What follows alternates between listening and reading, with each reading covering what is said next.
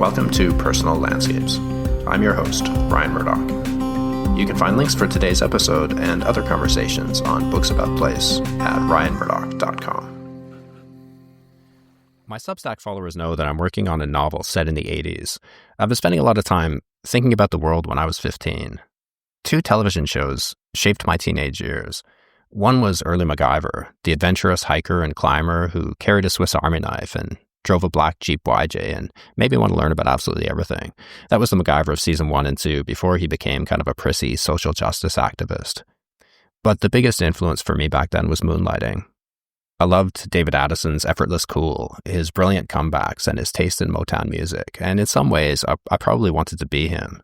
Moonlighting posed as a detective show, but it was really an old-fashioned 1940s screwball comedy. Mysteries were just a framework for the romantic tension and the fireworks between the two main characters, played by Bruce Willis and Cybill Shepherd. In an era when television was serious, and even the comedies were overly earnest, dealing with topics like teen pregnancy and alcoholism, Moonlighting threw out all the rules.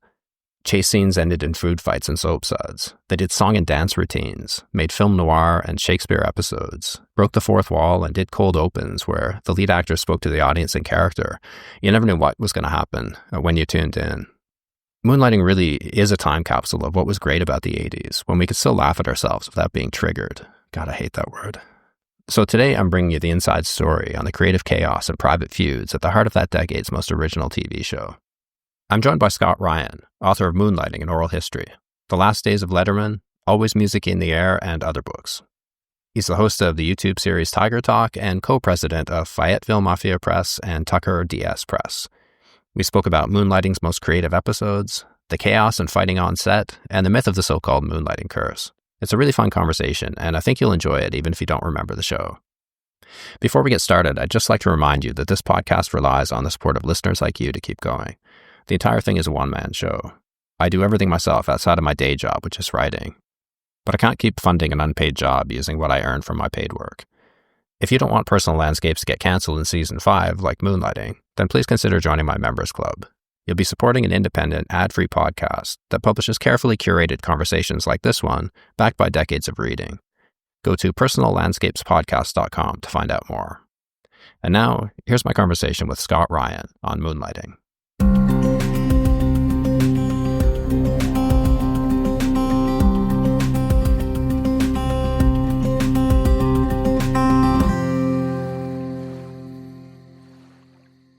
So I find it difficult to wrap my head around the fact that many of my listeners won't know what Moonlighting was for reasons that we'll discuss in a bit. So how would you sum it up in brief?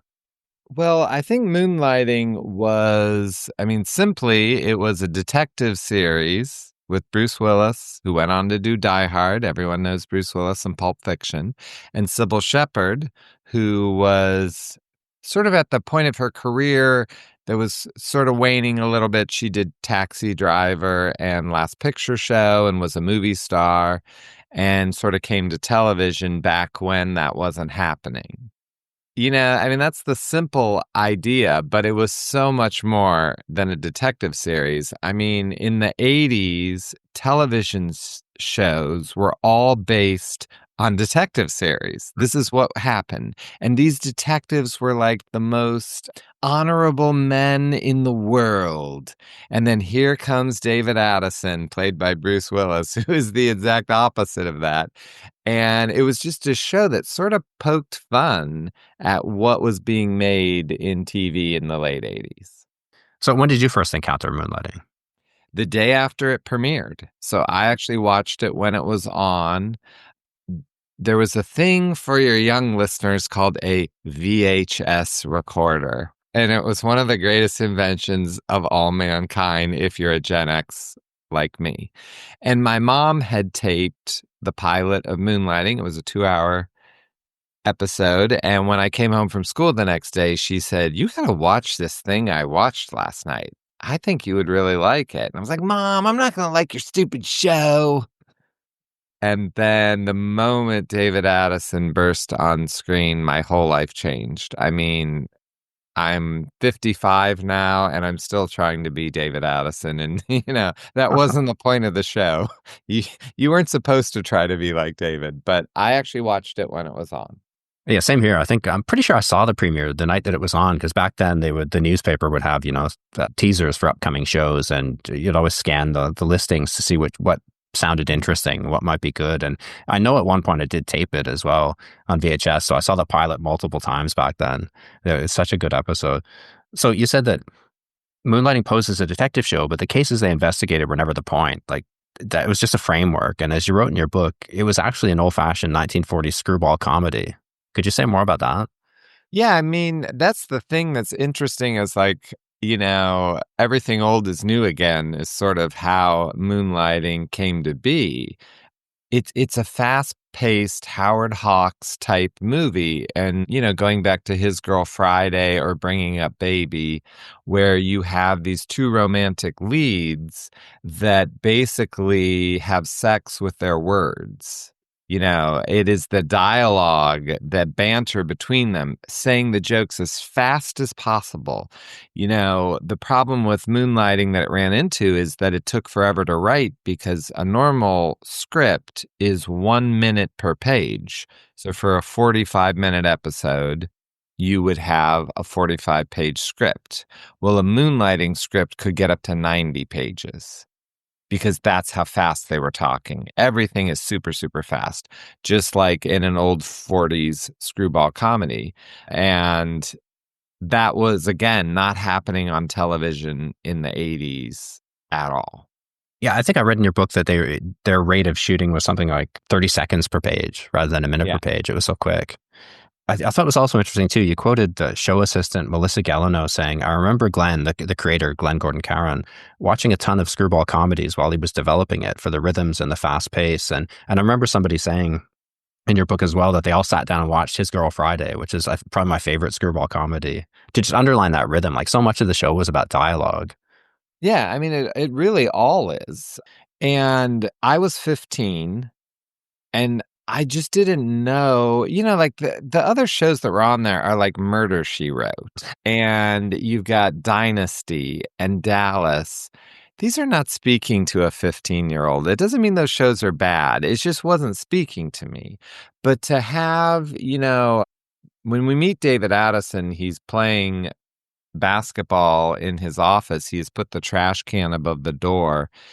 And the secretary walks in and the trash can falls on her head.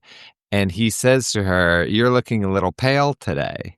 And they don't stop for the joke. He just goes right on to the next thing. And you kind of are like, wait a minute, looking a little pale. What did he just say? And, and then you're on to the next joke. And those were the things that it was like, I noticed, oh, television is written. Like from the beginning, I was so fascinated by the writing, even as a kid. And it's sort of, I ended up writing the first thing I ever wrote when I was 16, which was an episode of Moonlighting. I had a VHS camera and I played David Addison. I made my girlfriend at the time played Maddie Hayes, and we got some teachers involved. And it just like immediately inspired me to want to create something like that, which I think great art really does. That's an interesting point. I hadn't thought about that. It draws attention to the writing in a way that other shows didn't, right? It's supposed to be seamless and in the background, but sometimes they'll just draw deliberate attention to a joke or make a really corny joke on purpose, but they're layered in so quickly that you could miss half of it. Like you have to go back and see it 2 or 3 times. And they also didn't seem to care if people got the joke, which I really appreciated.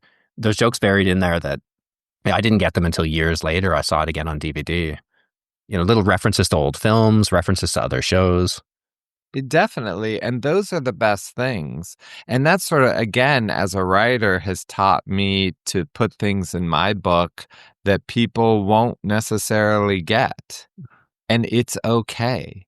As an example, in my Moonlighting book, every chapter title is based on a screwball comedy. I've sort of changed, I might change a word, but it's based on that. And the font is a font that is used for the movie What's Up, Doc, which is directed by Peter Bogdanovich, who was Cybill Shepherd's love of her life. Now, no one's going to get that. Okay? I missed that one. I got the titles, but I missed that one. But, there are things in there, and I really learned that from Glenn, who, if he thought it was cool, he did it, and there's no explanation out there to you. You either get it or you don't get it, and you move on. Yeah, and that's the sort of thing that editors always kill. Like if they don't Right. get the joke or multiple people don't get the joke, you have to take it out. That's what one of the things I appreciated about Moonlighting was how closely he stuck to his principles and just refused to knuckle under to that sort of thing. Yeah, and it's an interesting thing because obviously compromise is good in life, and it's also good in art to some degree. Like you need to having barriers in art is good because it makes you be more creative to get around those barriers. But having someone come in and suppress someone, that's bad. So it's that battle. I mean, Glenn would not write until he was moved to write. And obviously, that isn't how television is made. But he didn't care. If they didn't have pages to shoot that day, everyone stood there and waited for him to write until he was moved to write. That's crazy. Right now, an executive would just fire him and that'd be the end of Moonlighting. It would have lasted 3 episodes and it'd be over. Editorial censorship too. It comes of trying to cater to an audience that you think you have. So you're sort of trying to, yeah, write for somebody else. But when he's writing for himself like this, you find audiences you never knew were out there. How do you know what they want? And so you just start Right. throwing things at them, right? And that's what they found with this. It was astonishingly successful. Well, I don't want to get to that part yet, but I want to come back to casting for a second. Yeah, you said that Cybill Shepherd was cast as Maddie Hayes early on, but I was surprised to learn just how difficult it was to cast David Addison. So could you say something about that search and why an unknown bartender from Jersey ended up being the perfect fit for this role? Well, again, I think part of it is you have to go back to 1984 and the men who were on TV, they were not Bill Murray. He said he was really looking for Bill Murray in Ghostbusters, which had come out in 83. And even that kind of leading man wasn't what you were seeing. He wasn't Clint Eastwood. It was someone who wasn't taking it serious. And everything in television was ultra serious. This is going back a little bit too far, but you just think of like the seriousness of Dragnet or people who were just so, stern.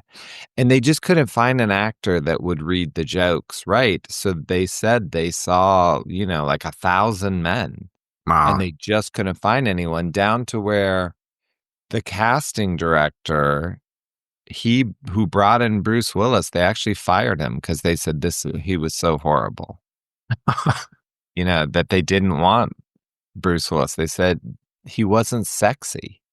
And Yeah. like he becomes the sexiest man alive. Yeah, that was funny too, how hard they had to push to get him into the show. Like the screen tests that they did, then they did one with Cybill Shepherd, and just the amount of convincing it took to get him as a lead was amazing to me. And then it's so funny because he's perfect. It's not like you watch the pilot of Moonlighting and you're like, ooh, this guy, he's really not Bruce Willis yet. He's him. Like from the get-go, he's Yeah. everything that Bruce Willis will make millions and millions of dollars for the rest of his life at. But whatever is new will always scare the establishment 100% of the time. And I just think they couldn't do it. And they tell a great story in the book. I forget who tells it. One of the producers says that all these men were arguing about how horrible he was in a meeting. And then this one woman said, I don't know, he's really fuckable. Yeah, I remember that story. Yeah. And then they were kind of like, what? And, thank goodness there was a woman in there to say, I think you guys have it wrong. Yeah. And I think that's part of what worked so well too, because he was an unknown. It's why Star Wars worked so well. Also, like Right. you could believe that story because you had these 3 faces you'd never seen in anything else. And why the prequels, one of the many reasons why the prequels are so bad, because you've got like, oh, there's Samuel L. Jackson as a Jedi. Like, it's just Right. pulls you out of the storyline. But he was David Addison completely. And one of the things too, Exactly. one of the things that surprised me from your book also was just how knowledgeable Cybill Shepherd was about film. Like, as you said, she lived with Peter Bogdanovich. So she basically got like an education in classical American films. And she really understood what Moonlighting was about, its historical and screwball precedents. I didn't know that about her. And she still is that brilliant.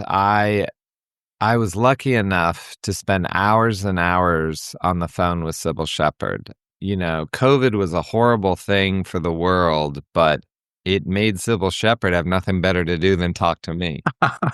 So I spent my lockdown on the phone with Cybill Shepherd. I sometimes wonder if I would have ever gotten that interview if the world had gone on. But she hadn't, I mean, she literally said to me, I'm doing nothing. All I want to do is help you work on this book. Wow. And she would watch episodes. She had never watched Moonlighting since it was on. She would watch an episode, call me at all times of the day. Could be early in the morning, could be late at night. She just finished an episode and she wanted to talk about it. And Wow. she knew everything. And, part of the thing that maybe we're jumping ahead is, everyone says she's a horrible, nasty woman. I did not find her to be that way at all. She was so sweet. Now she's obviously much older than she was in Moonlighting. And, with age comes wisdom. But I'm not saying she might not have been a little difficult back in the 80s.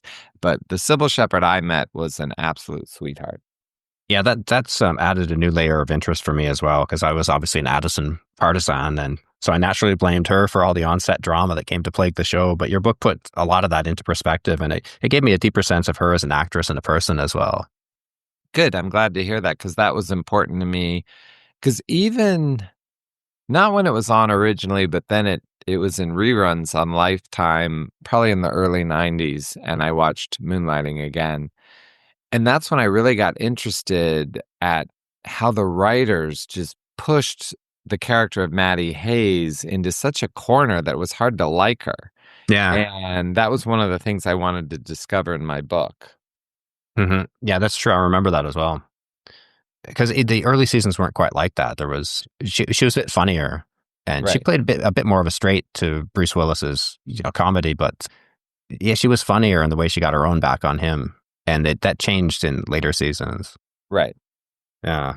Yeah. So to come back to Bruce Willis, you said in the history of leading men on television, there's before David Addison and after. So how did this character, change the way that leading men behaved? We spoke about why he was so different from some of the others, but how did it kind of set that I think free? it changed everything. I really, really do. And you can see it if you go back and watch TV and see where that is. Men are not as perfect. Like, it's just crazy how these characters, like Rockford Files or something, are, just these beacons of humanity, and they just believe in justice, and that's all there is, and there's nothing else. But after David Addison is, you can trace a line from David Addison to the guy in Breaking Bad. It's funny, I'm Okay. blanking on that character name. I've never seen it. Walter White. something, right? Walter Yeah. White.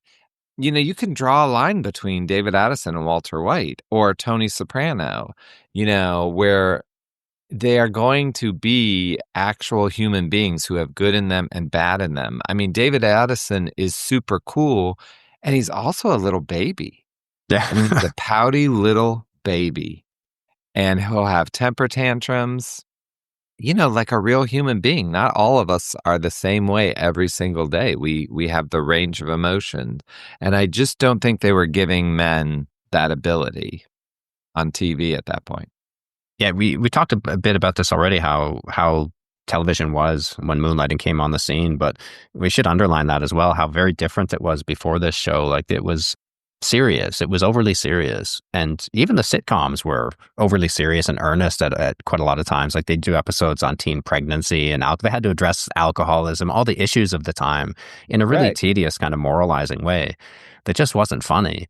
Like, I never watched those sitcoms. Maybe that's why, but I did like the detective shows. I liked Magnum PI. I liked Simon and Simon, but they were formulaic. Like, every episode was basically the same. Like, there was Right. a few And plot developments happen in the liked it season, too. but I mean, your Magnum PI was a great show. I loved Magnum PI.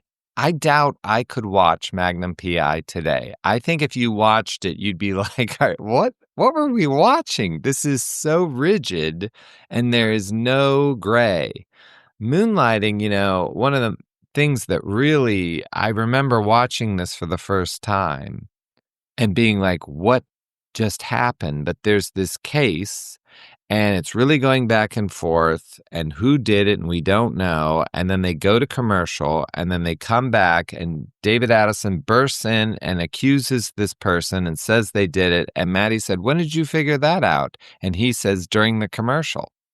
And I remember being like, did he just mention the commercial? Like, what did he just, and he didn't even figure out the case.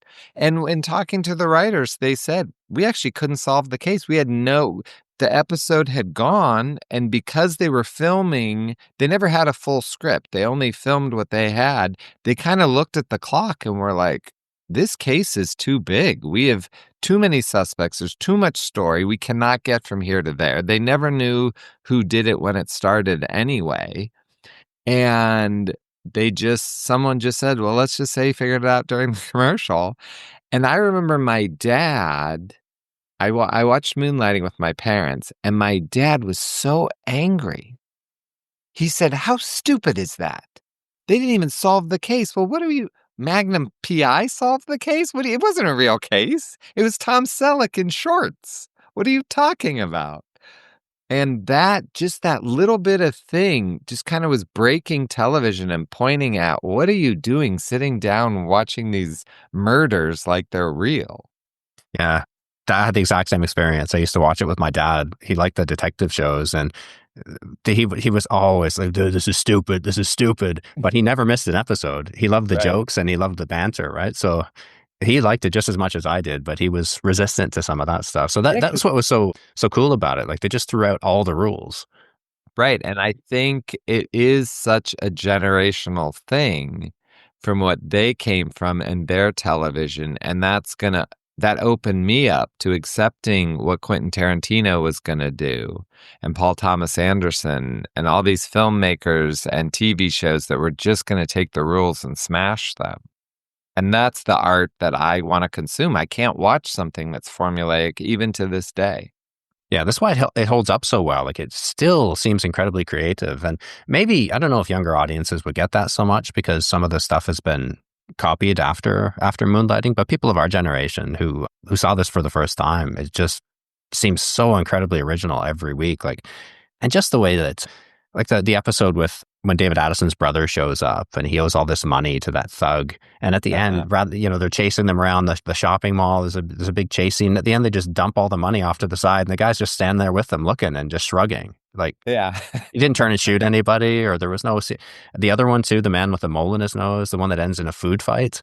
Just absolute chaos at the end of the show. Like, where just out of nowhere, right? You never knew what was gonna happen from week to week.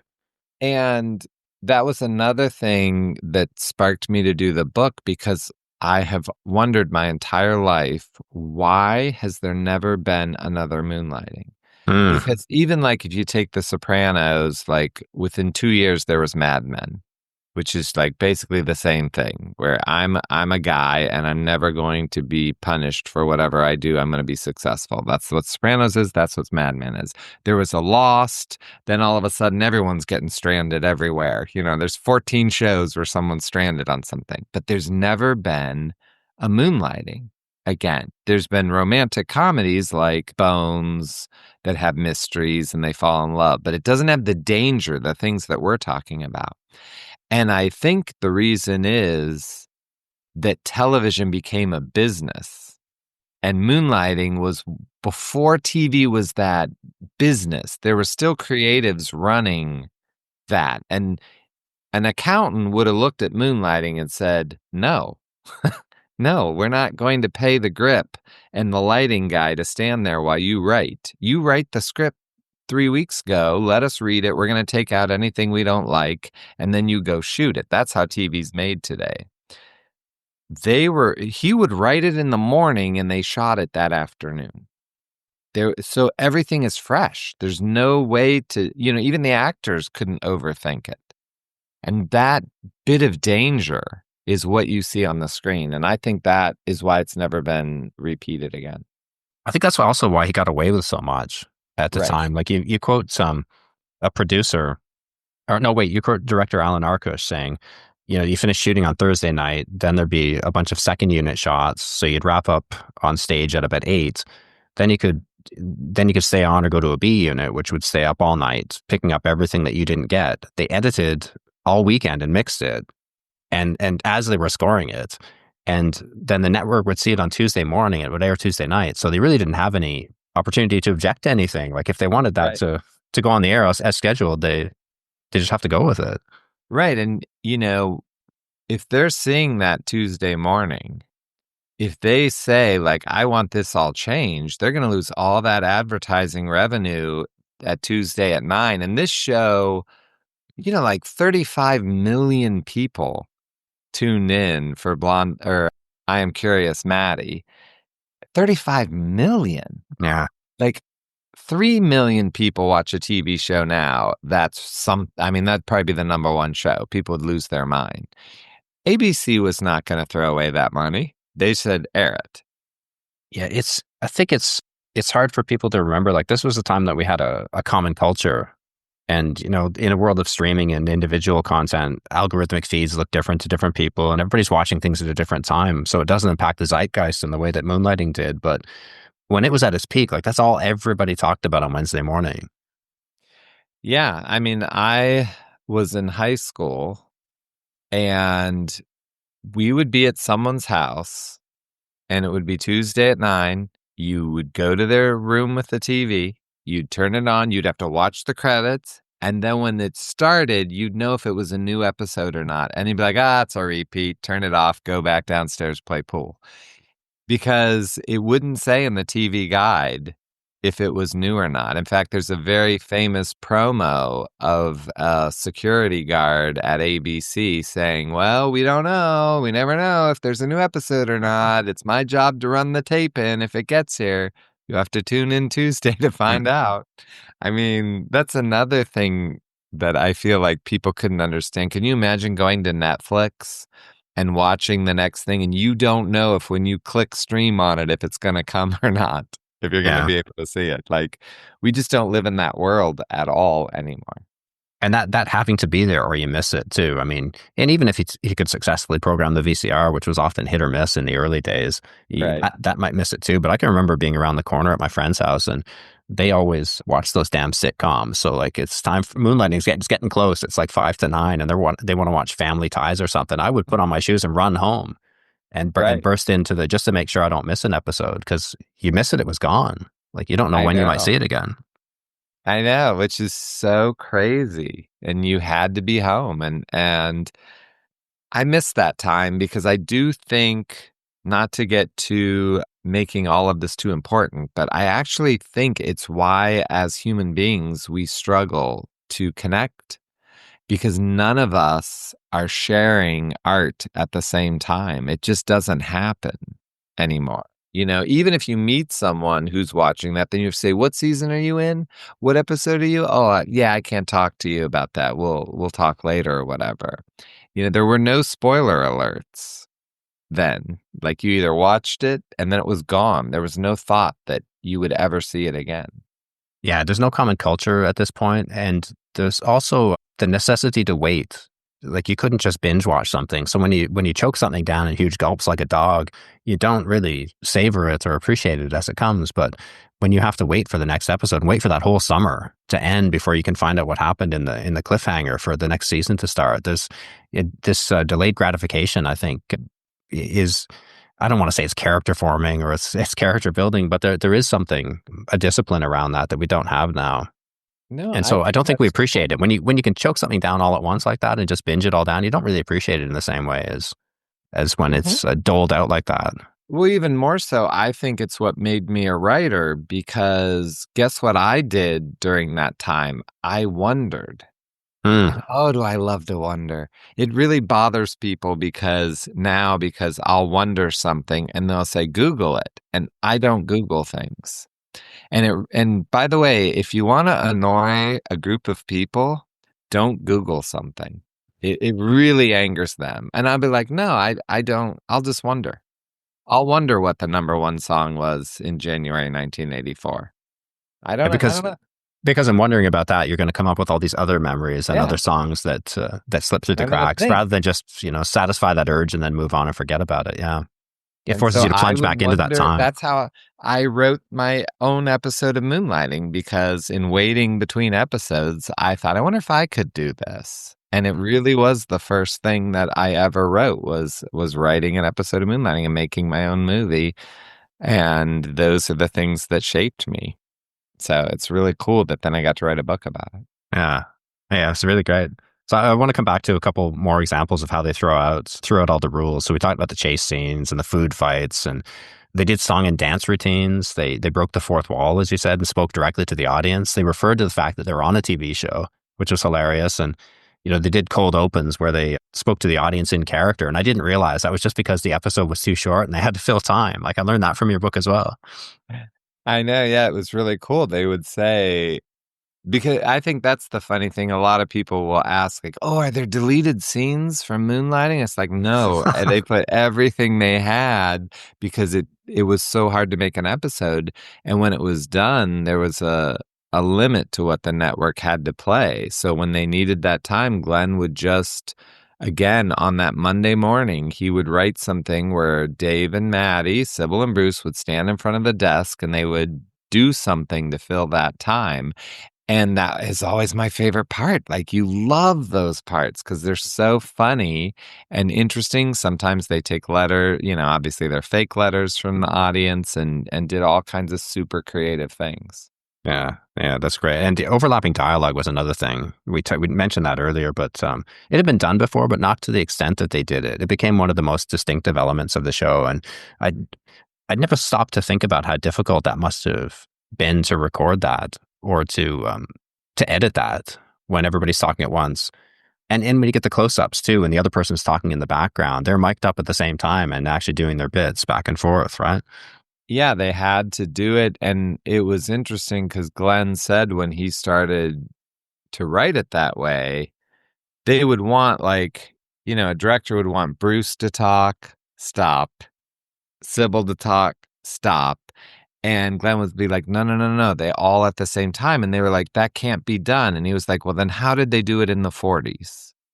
And, I think about that in our society now, like where they say, well, you can't do that, but you could do it in the past. It's just that the rules have changed. And whenever you get chained to the rules, and Glenn was a rule breaker, that's what he wanted to do. He said he didn't really respect television very much. So to him, it was a lark. And you kind of need that troublemaker to come in and rough things up. So I want to look at a couple of the most famous episodes to give listeners a sense of how original it was who don't remember the show. We have to say something about the dream sequence solvers rings twice, the famous black and white episode. Like, I'm a big fan of film noir, and I did a podcast episode recently about the genre with film historian Foster Hirsch. She wrote a really famous book about film noir, and that's actually what brought me back to Moonlighting.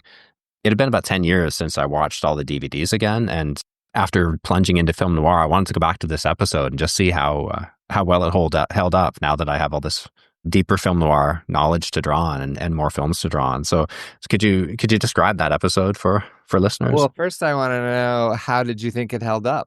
Oh, they nailed it. They had so many of the different conventions and the tropes of film noir, like the revolving neon signs flashing out, the guy in the window lit by the neon sign playing an instrument, the lighting. It was one thing that I really thought was cool, and partially I learned from your book, was distinctive house styles, how they used that.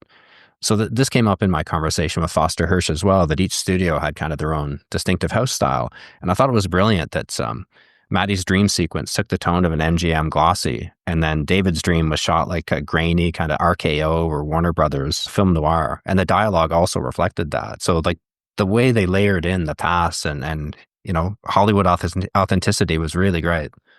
Yeah, I mean, I feel like if you are listening to this and you've never seen Moonlighting, how bored are you? Why are you still listening? Go do something. You don't even care about Moonlighting. Why are you still listening to us? But if you still are listening and you wanted to just watch one episode of Moonlighting, I do think the dream sequence always rings twice is a great place to start.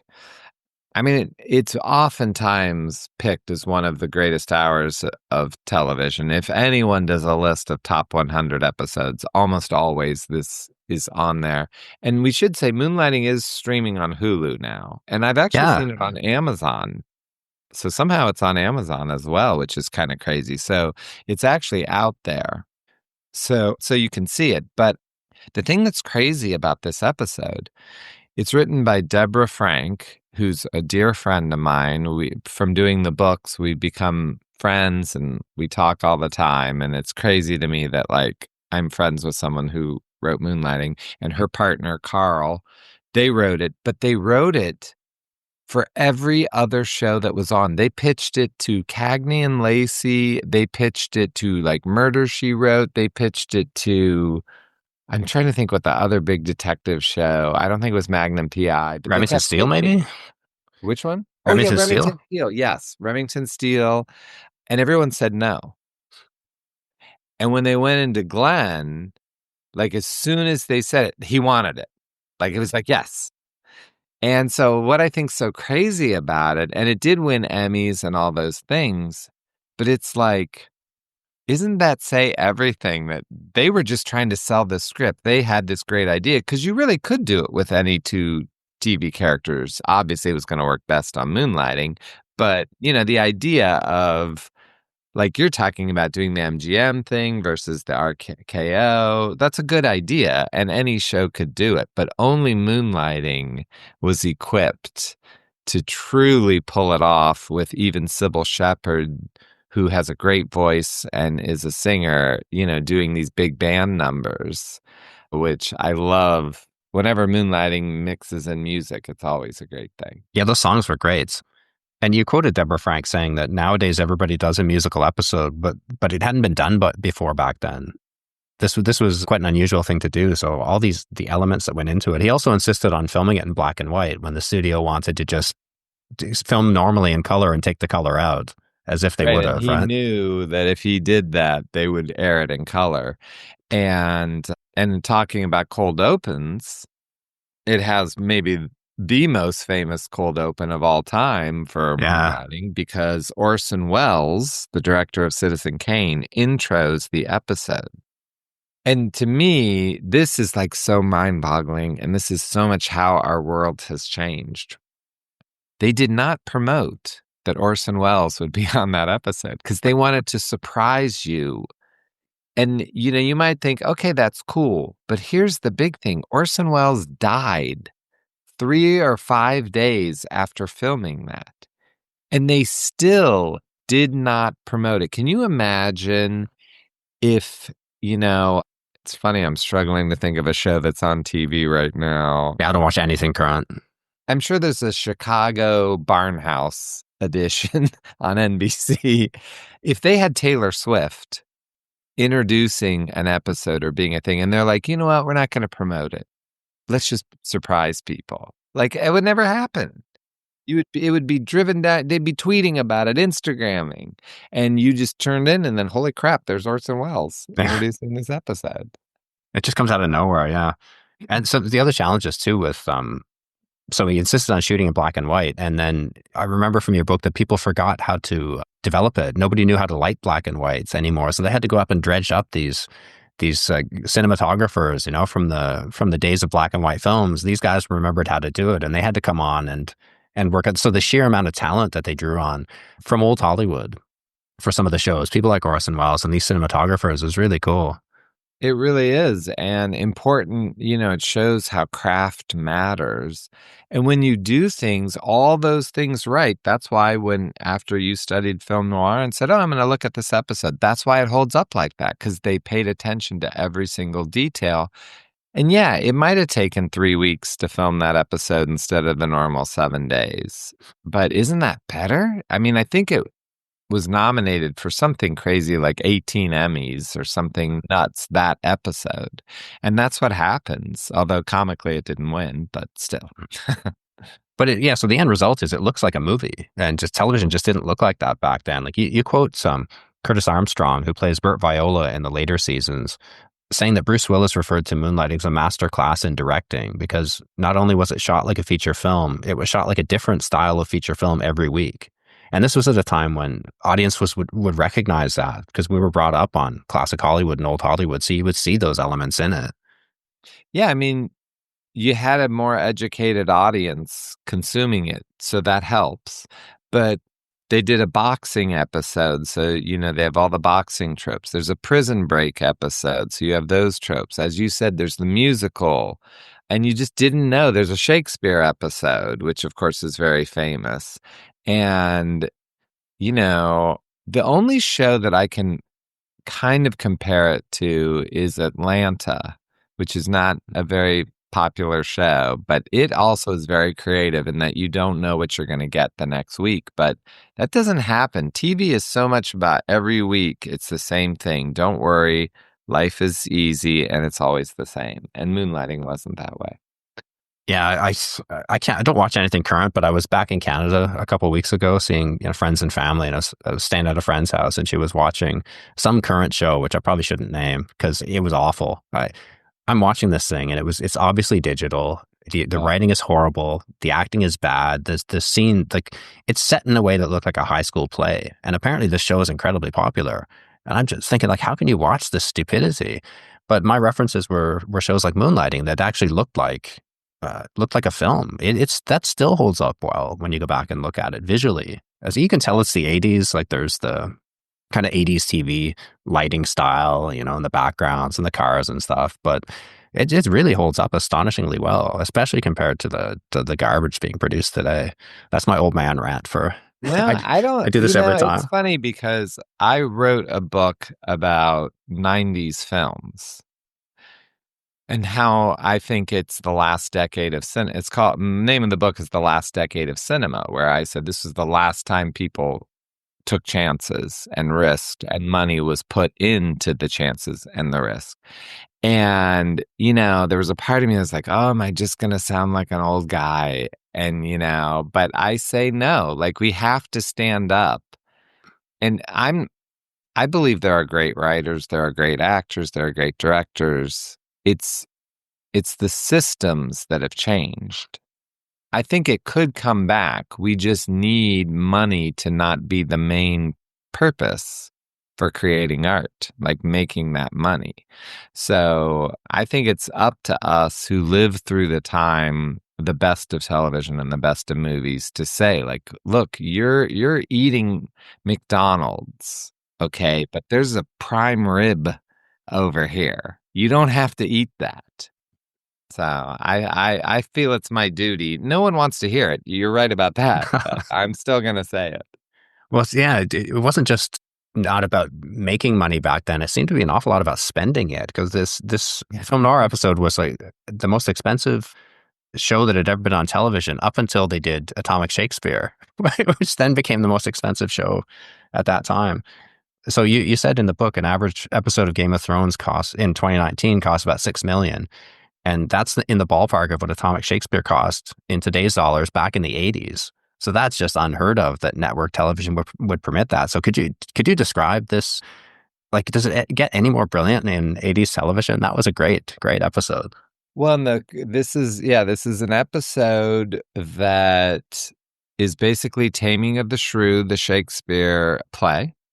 And the concept behind it is there's a little boy who's running downstairs to watch Moonlighting, and his mother says, no, you can't watch Moonlighting till you do your homework, and he has to read Taming of the Shrew. And then Bruce Willis and Cybill Shepherd basically act it out, and it's not even, there's no mystery, there's no detective at all. They're just literally in a Shakespeare play, and everyone has the costumes, and and it is at that time was the most expensive episode of television ever, and probably, like I said, it like matches today's dollars, which is insane because there are no special effects.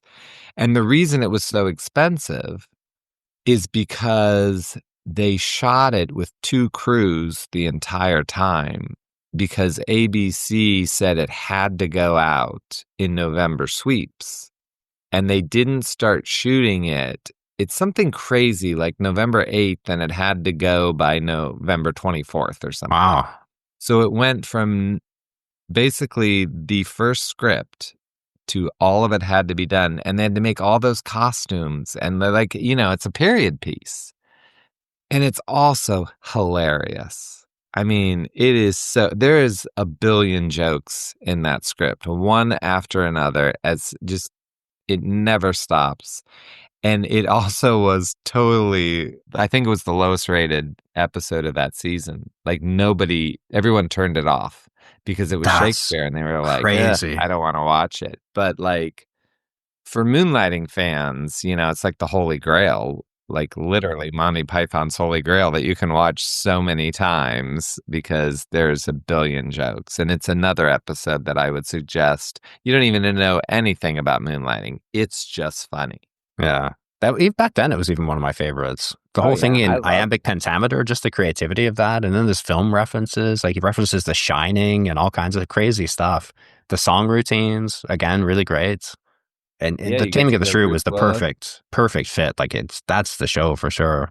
Those two characters at each other, Another one too I wanted to mention was Big Man on Mulberry Street. I didn't realize until I read your book that Billy Joel had actually written a song for Moonlighting. And then they built that dance routine around the song that he had sent in. And, here's something that blows my mind. Big Man on Mulberry Street is the episode after Atomic Shakespeare. Right after, yeah. So they do a Shakespeare episode. And then the next week, it's like a 7.5-minute dance routine that's directed by Stanley Donen, who directed Singing in the Rain with Gene Kelly. They got him out of retirement to direct a dance sequence to a Billy Joel song. And also the drama in that episode is incredible. And that is the episode that won Bruce Willis his Emmy. So he did win an Emmy for that. He's incredible in it. I mean, he tells a story about his childhood that I just think is his best acting of his career. And Cybill Shepherd in that episode is so good. They both have monologues that are just so good. I mean, Big Man on Mulberry Street is it's up there in my favorite all-time Moonlighting episode. Yeah, it really showcases their abilities to act as well as do comedy. Right. And again, no much more to the show. Case. No case in that at all. And this is a detective series, which is funny. So all of this originality also came with a price. They became notorious, as you said, for missing deadlines and also for busting budgets. And one of the reasons was the scripts. We talked about that already, how long the scripts were. So it took quite a lot longer to shoot these episodes than other normal shows. The editing also ran late. And so they became notorious for running reruns. You would never know what was going to be on when you tuned in. And it was so bad that it got to the point they parodied themselves. So they didn't end up producing a large number of total episodes like another show. So what would be comparable to that? What would a typical 80s TV show, how many episodes versus Moonlighting? Yeah, I mean, they would probably do 22, and it was on for 5 seasons. So that would be 110 episodes. And Moonlighting has like 64 or 65. Mm-hmm. So, I mean, close to half as many as a 5-season show would have. I think the most they did was in season 2, where they might have done 17 or 18, but normally they just couldn't hit them. But also, I think it's so funny because who cares? Yeah. Like, who cares if they make crappy episodes? It's so much better to have something that's good. Let's wait for it. Let's make it until it's good and make it the best we can. And that's what it should be. Just think what television would be if everyone did that. If they said, yeah, you know what? We really only have about 12 stories, but they're good. And that's really kind of what TV became. Although, yeah, they do less episodes, but I'm not sure the stories are really that good. Yeah, that's one of the things I really appreciated about some of the interviews he did with Glenn Gordon Caron. He said if the writing wasn't there, if it didn't have anything good to write, I just wouldn't write it, and we just wouldn't have an episode then. They just don't do one, and they'd have to show a rerun. But the reruns did surprisingly well. Also, almost as many people would tune into some of the reruns as the actual original broadcast, just because there was so much happening and so many more things to unpick that it was a pleasure to see some of those episodes again, because that was the only way you would see them again back then. Right. Yeah. I mean, that's the thing I think people don't realize. There was no home video and there was no streaming. So you couldn't see them again. And like, if you want to see the Shakespeare episode again, it's going to be great. I mean, you could watch it and you're going to laugh a million times because there's so many jokes. It's hard to get them all. Yeah. And also in terms of the budget too, that you said most TV episodes back then cost around $900,000 to produce, and Moonlighting ran nearly double that, even on a normal day, not something like the Shakespeare one or the film noir episode. But they got away with it because of the ratings initially. Yeah, there were two reasons they got away with it. One was that it was the show, and I guess the only thing you could maybe compare it to is like the popularity of Friends. If you think about when Friends hit and everyone had the Rachel haircut and all those things, like that's what people talked about. It was like that. But the other thing is they had just stopped the law. There used to be a law that said that a network couldn't also own the TV show because that was a monopoly. If you made the TV show and you broadcasted the TV show, you might not have the best interests of the viewer. And by the way, now all TV shows are owned by who broadcasts them. So, put it together. This was the first time they said that a network could own the show. And Moonlighting was ABC's first show that they owned. So if you watch to the end of a Moonlighting episode, it says ABC Circle Films. So the network owned it. So yeah, it cost them more, but they also made all the money that it made.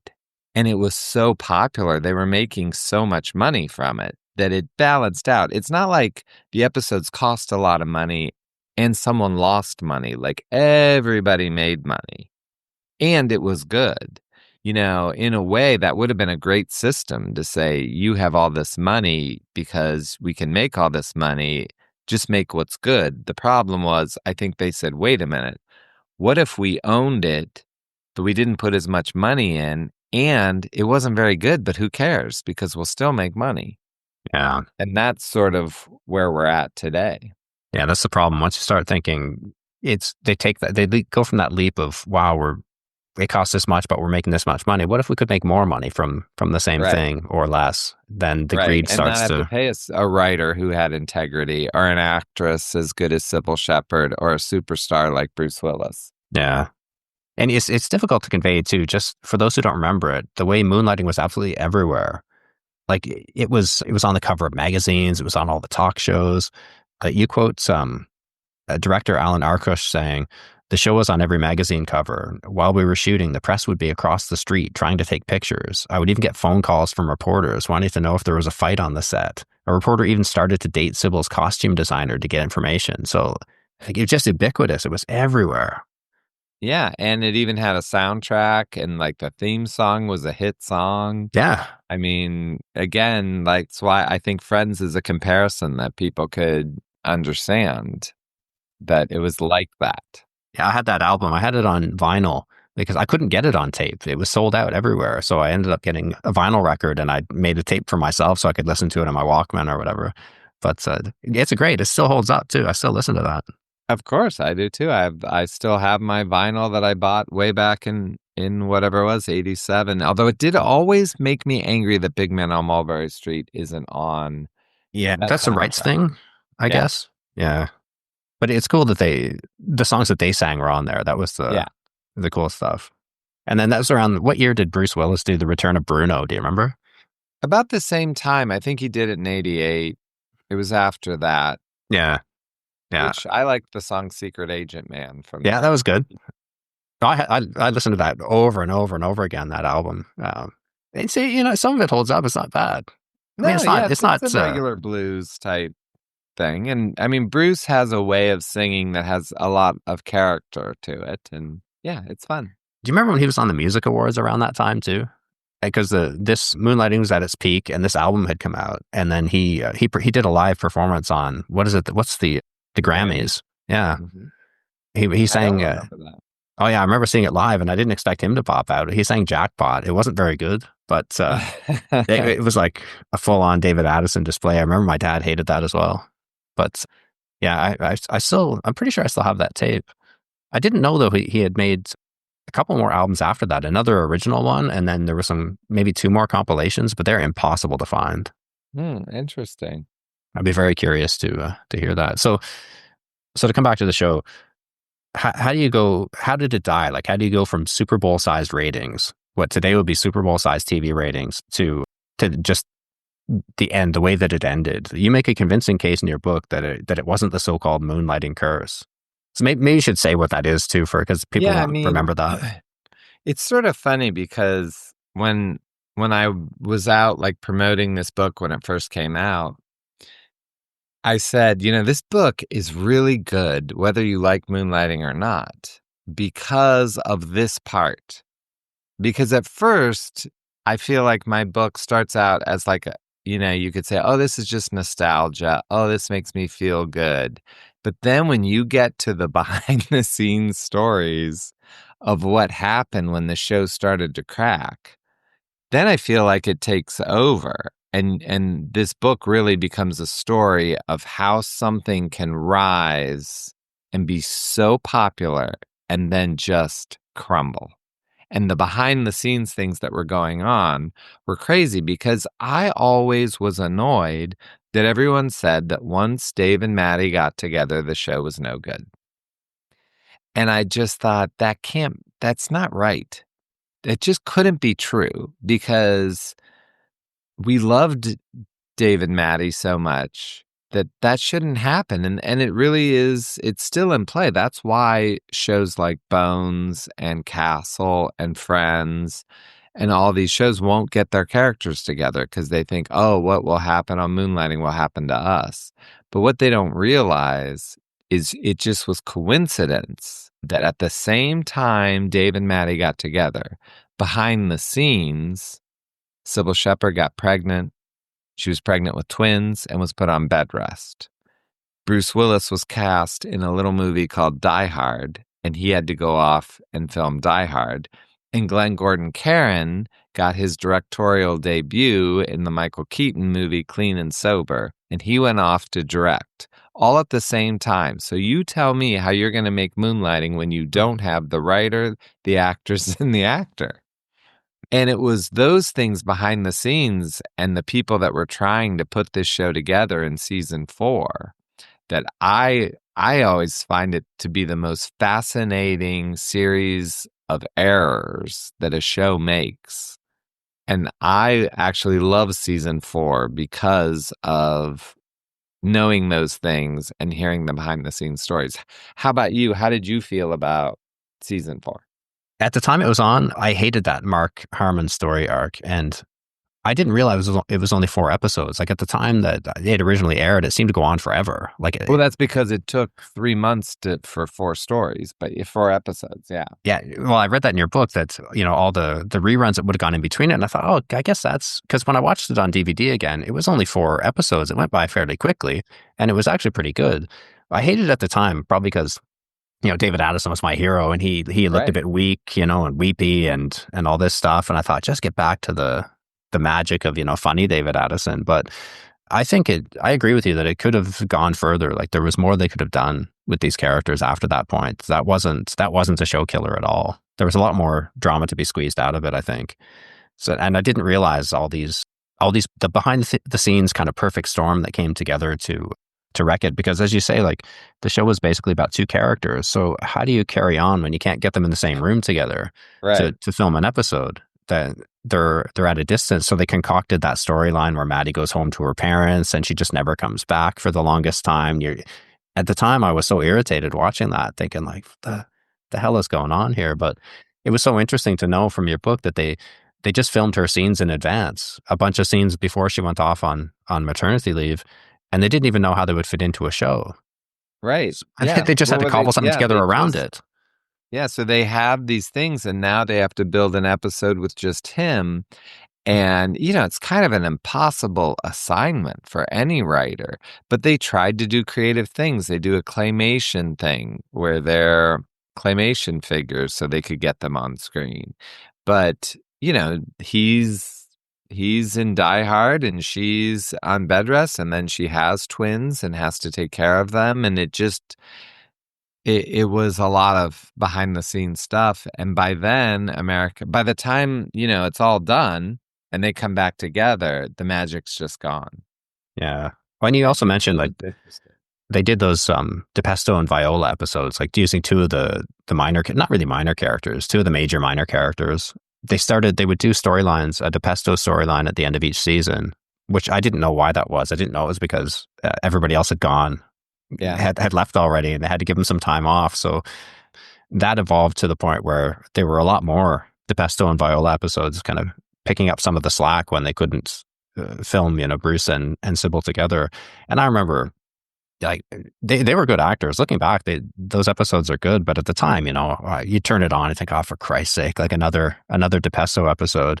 Yeah, because at the time I groaned. I don't groan when I see them now, but at the time I just wanted more David Addison and Matty Hayes, and they weren't giving me that. So it did become frustrating towards the end. And then you said that when they finally, after waiting for a year for them to get back together, they finally do return to the screen together, and there's a writer's strike. Yeah. Yeah, I mean, so there's another time and they again do something so creative because they were in the middle of the episode and there's a writer's strike. So the writer's strike happens on the show and they just dance to Wooly Bully to finish out the episode, which again is so freaking creative and fun. You just wish, or I guess I should say, I just wish there was something like that now that was just dangerous and playful on television because it's all so sterilized. So, but yeah, so some of this creativity was still there at the time. Like the way they handled the writer's strike was great. And when season 5 finally rolled around, they had some new episodes in the can. Bruce Willis was a movie star by then, so they had the draw of him. They still had great writing and great guest stars, but just no one was watching. Like you said, their moment was just over. It just passed. And I think it was that you made a very convincing case that it was that kind of perfect storm of just shit luck and all these things piling on at once that killed the show, not the so-called moonlighting curse of, the characters finally get together, the tension's over and the show's over. That couldn't have been it at all. Right. Yeah. And I feel that the book does make a good case for it, but it would be funny because so many times I would be interviewed for this book and the person would say, but the whole show was no good once they got together, right? And you'd be like, I don't think that's true anymore, but okay. But I mean, that's what Moonlighting's known for. There's nothing they could do about getting out of it. It's just like any other stereotype. If Moonlighting is famous for something, it's famous for don't get your two characters together or it'll ruin your show. Yeah, and you really made me want to go back and watch some of those later episodes now too, because you described a few that I don't really remember very much. Cool Hand Dave and some of these. So I'm going to, in the next couple of weeks, I want to go back and revisit some of the later seasons and see what I thought. So those are the two things that I really enjoyed most from your book. Understanding what happened at the end, which I had no idea about the behind the scenes stuff. And also in the early parts, the behind the scenes aspects of this remarkable creativity, like seeing how some of these episodes were made, how they threw them together, the tension everybody was under, the constant time pressures, and the creative solutions that they came up with to solve all these problems. That's very inspiring, I think, for anybody. Well, the thing that was really crazy is most of these people, obviously not Cybill Shepherd and Glenn, but most of the people I talked to have never given an interview about Moonlighting. They were ready to talk, man. They wanted to spill it to me. I did not push people to tell me things. Like, it was like, hello, how are you today? And then they're like, blah. Wow. And just like it was like therapy sessions because it was such a traumatic job for everyone. Everyone was under a lot of pressure and time crunch. So they've never forgotten these moments. And I feel like some of them just needed to be forgiven because it was so popular. And then the downfall is so big. And the guy who pretty much runs the series, on season 4 where that everyone hates, you know, I was just great to tell him, like, you did great. Like, how are you gonna do a show where you didn't have your 2 leads? Like, it's okay. Like, there's almost a lot of forgiveness for these people. And it did help because now it got them interested in getting it back to Hulu, which was great. And the cast or the writers have all gotten together and gone out to dinner since the book has come out.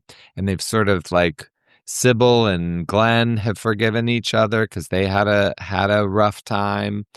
And I'm not saying I had a big part in making that happen, but I had a little part in making that happen. And just the little part is like crazy for the 15-year-old who sat down to watch Moonlighting, and it made me want to be a writer.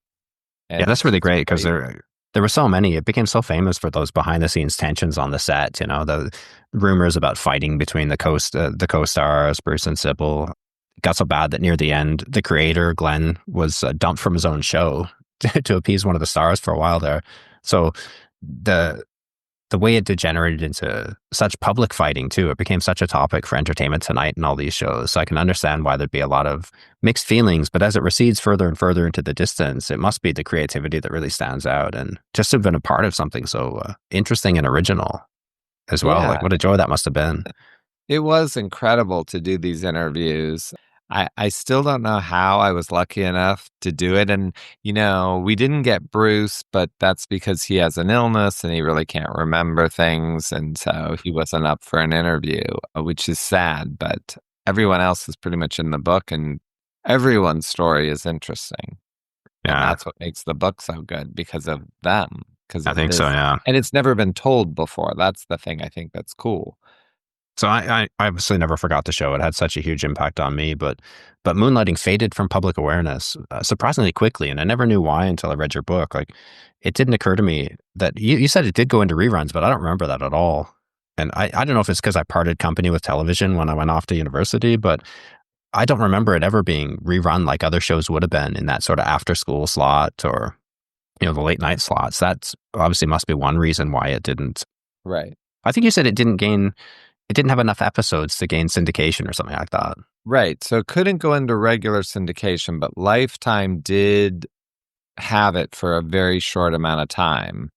And I had taped them all then. So I at least had them all on VHS. And then they did come out on DVD, but not with the original music always. Some of the original music, but not all of it. And then now what's on Hulu also doesn't have all of the original music. Because of rights and things like that. So what sort of stuff did they take out? Have you seen the Hulu ones? I've sampled them a little bit. I mean, they look great because they are upgraded to high def. So they look great, but like it doesn't have like Papa Was a Rolling Stone in the episode about her dad. Strangely, like even in Big Man on Mulberry Street, it begins with just the instrumental of Singing in the Rain, or maybe Good Morning, one of the Singing in the Rain songs. And it doesn't have that. And like in the Shakespeare episode, there's a wedding and a guy is playing a harp and he's playing Close to You by the Carpenters, which is a funny joke. And someone says, I loveth when they playeth the oldies. Yeah. Well, it's not Close to You. It's just like a song. And I'm like, really? It costs money to have an instrumental on a harp of Close to You? Disney couldn't pay for that? Yeah. So there are some of those that are gone, but like obviously all the times that Cybill and Bruce sing are still there. Big Man on Mulberry Street is there. I mean, some of the really big numbers are there. It's mostly things that play in the background. Okay. It isn't there. Yeah, I didn't I bought the DVDs back when they came out, and I didn't realize either that they were long out of print in later years, and they're quite a rarity to have those. So I didn't realize how lucky I was. I just happened to I saw them online, picked them up, and ordered them, and some of them are sitting right over there. I shouldn't say that. People Moonlighting fans will break into my apartment now, and yeah, they're very rare. But they also don't have everything. So some of the cold opens were not released in the later seasons, but they were found on Hulu. So there is some benefit to the Hulu things because there's stuff that wasn't available. Okay. I'll link that as well. Hopefully people will go and look it up, especially people who haven't seen this amazing TV experience. I mean, for me, it totally captures the second half of the 80s. And, because I was a teenager, I guess, like you, those were my formative years. So, but it's more than just nostalgia for guys like us. I think it's really worth going back and having a look at. Yeah. I mean, I would say, I think the worst episode of Moonlighting is the pilot. It's slow. It's slower than what I remember. Slow, because that opening sequence is very long. Well, and the dialogue is not as fast. And Glenn said he was just like, he could not get the network to let them do what he wanted. So it takes a little bit before they realize the pacing, that you could go that fast and the jokes would work. It's still pretty fast from what was going on in 85, but it's not fast for what Moonlighting becomes. So I think maybe the first 3 episodes of Moonlighting are a little stodgy, but then it picks up, and goes. And I think it holds up. But I could see someone watching the pilot going, this is kind of slow. And it's also 2 hours, and it probably doesn't need to be 2 hours because in that way. But yeah, I would agree with that. So my last question, what's the legacy of Moonlighting today? How did it change the way television was made? I think it's 100% in the writing. I really think that it inspired people to write braver, to take chances, and to not worry if your message got to everyone. Could it get to someone? And I think the writers who were inspired by Moonlighting changed television. Like, I think Scrubs is a show that's that way, and Community is a show. I think people really did love Moonlighting. And when this book came out, several people who went on, like one of the Seinfeld writers contacted me and said how they loved Moonlighting. The guy who did The Shield, I think his name is Sean Ryan, he loved the book and said, this show made me want to be a writer. I think that's where Moonlighting really, really got into other writers. That would be my guess. I mean, everyone, the Moonlighting curse is probably really what the legacy is. But I think the positivity of it comes back to Glenn's writing. Thank you for your time today, Scott. I really enjoyed the book, and almost as much as I enjoyed revisiting Moonlighting. And those behind-the-scenes stories left me with an even deeper appreciation for just how great and how original it was. Well, this was really fun. I like how seriously you took it. I appreciate it. And it really is one of my favorite books that I've ever worked on. And I always say, not because of me. Not me. It's literally the story. It will blow your mind, the stories that these people tell, that this really was how a show on network TV was made. The behind-the-scenes stories are crazy. I agree. I hope they check it out. Thanks for listening to this episode of Personal Landscapes. If you like the podcast, please give it a rating on iTunes and subscribe through your favorite app. You can find links to today's podcast and more conversations on Books About Place at ryanmurdoch.com. You'll also find a donate button if you'd like to contribute to the costs of the show. All donations are greatly appreciated.